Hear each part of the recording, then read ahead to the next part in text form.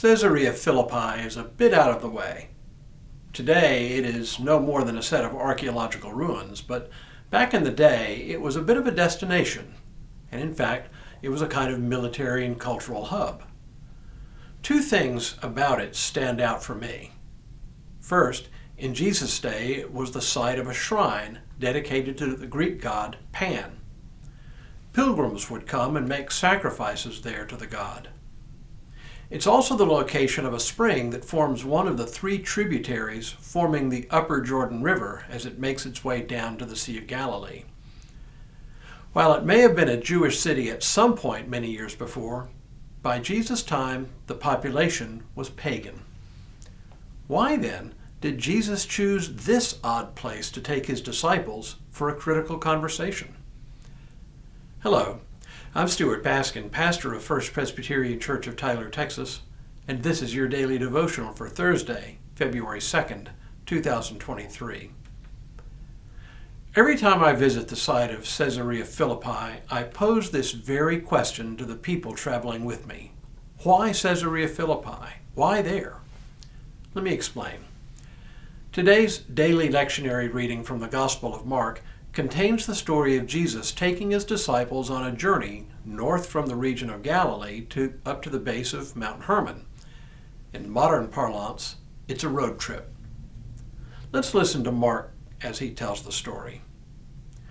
Jesus went on with his disciples to the villages of Caesarea Philippi, and on the way he asked his disciples, "Who do people say that I am?" And they answered him, "John the Baptist, and others, Elijah, and still others, one of the prophets." He asked them, "But who do you say that I am?" Peter answered him, "You are the Messiah." And he sternly ordered them not to tell anyone about him. As a bit of background to this, you'll recall that in yesterday's story, Jesus and the disciples were in a boat, and the disciples seemed concerned that they had only one loaf of bread between them. Evidently exasperated that they were concerned about such a lack of bread, Jesus reminds them in a series of questions that they'd recently seen him multiply a few loaves and fishes to feed 5,000 at one gathering and 4,000 at another. You'd think they would have gotten the message that lack of bread was no particular obstacle for Jesus. He ends up asking them, "Do you not yet understand?" It is clear that they do not understand who he really is.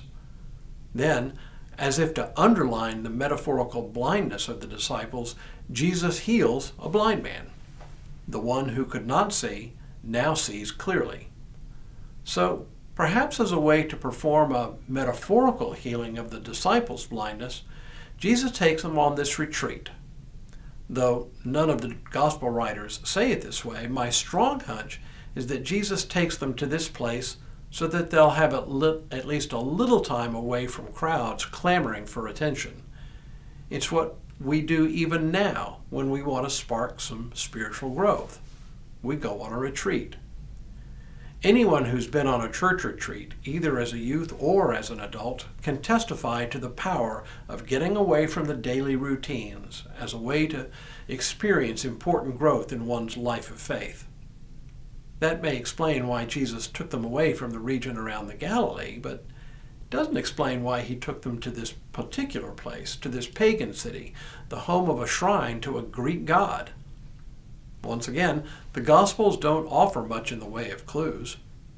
Why not just take them into the wilderness for a camping trip? Why take them here, of all places?